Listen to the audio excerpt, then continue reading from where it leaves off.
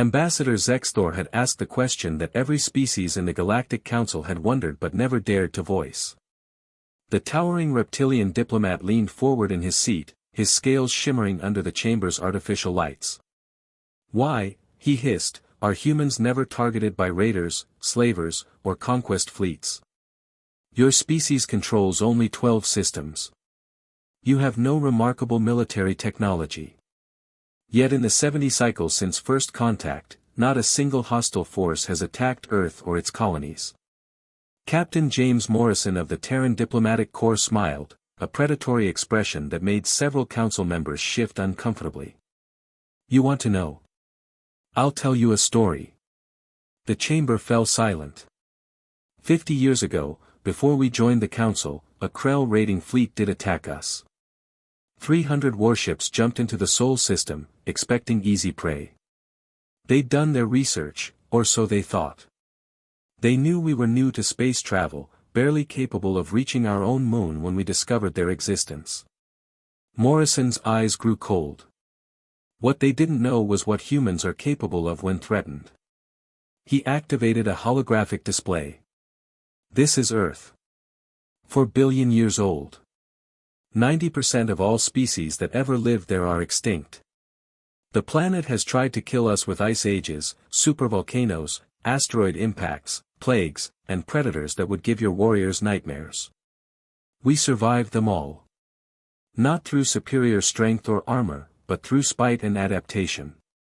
The hologram shifted, showing the Krell fleet approaching Earth. The Krell commander, War Master Drex, sent us a simple message: surrender or die. Our response? Morrison's grin widened. We told him to come and try. That's suicidal, interrupted Counselor Vexana, her crystalline features fracturing light in her agitation. That's what the Krell thought too, Morrison continued.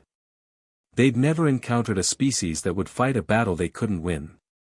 In their military doctrine, overwhelming force meant automatic surrender. That's logical. That's reasonable. He paused. That's not human. The hologram showed Earth's defensive fleet, 24 outdated ships rising to meet 300. Admiral Rebecca Torres commanded our forces. When her officers pointed out the mathematics, she said something that became legend: they want Earth. They can have it. One burnt ship at a time. Morrison walked around the holographic display as it began to animate the battle. Our ships were slower, our weapons weaker, our shields primitive. We lost 18 ships in the first hour. But we didn't retreat. Instead, we did something the Krell had never seen: we adapted in real time. When their shields blocked our plasma weapons, we switched to kinetic rounds. When those failed, we rammed them.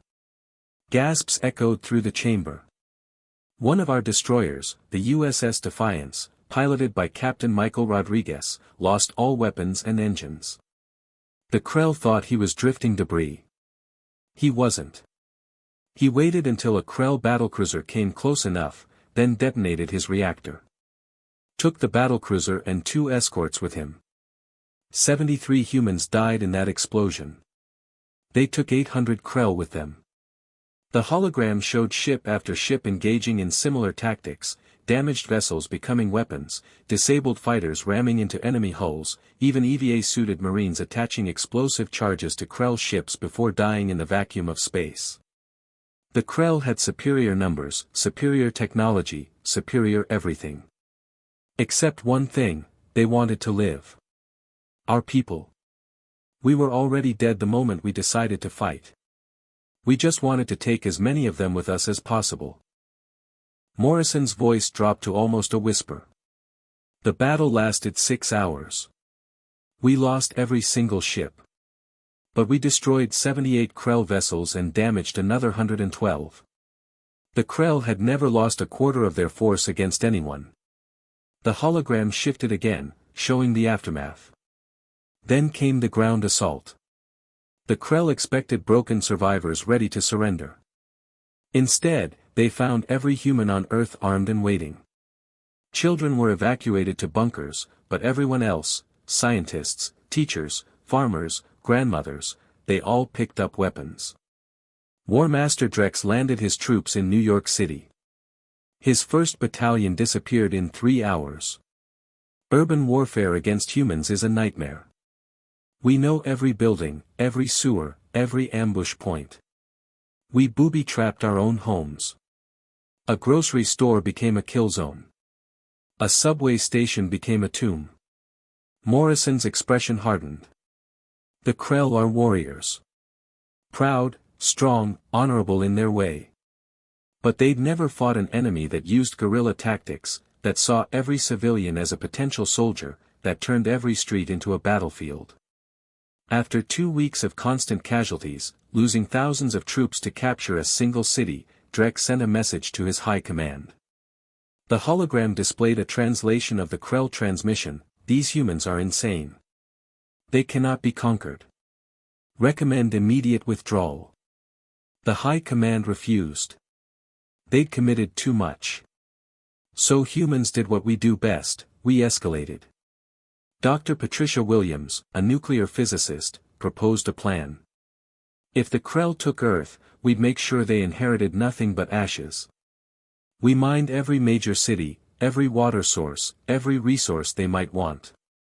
The message to Drex was simple: leave, or we'll turn Earth into a radioactive wasteland. Counselor Zexthor stood. Bluffing. You wouldn't destroy your own world. Morrison met his gaze. We weren't bluffing. We had our fingers on the triggers. Dr. Williams herself was prepared to activate the detonation sequence. The Krell scanned for the devices. They found them. They realized we were serious. The Krell fleet left Sol System 37 days after they arrived. They never came back. And do you know what War Master Drex told the Galactic Council afterward? The chamber waited in silence. Never attack humans. They don't fight to win. They fight to make you lose. Even if it costs them everything. Morrison deactivated the hologram. After that, the word spread. Humans are crazy. Humans don't surrender. Humans would rather die, and take you with them, than accept defeat. It's not strategy. It's not technology. It's pure, concentrated stubbornness backed by a willingness to pay any price. He looked around the chamber. That's why no one targets us, Ambassador. Not because we're strong, but because we're unpredictable and absolutely, completely willing to make any victory against us so costly that it's not worth attempting. We're the species that looked at extinction and said, not today. We're the species that turned spite into a survival strategy. Captain Morrison smiled one last time. We're humans. And we don't lose, we just make sure you don't win. The council chamber remained silent long after he left.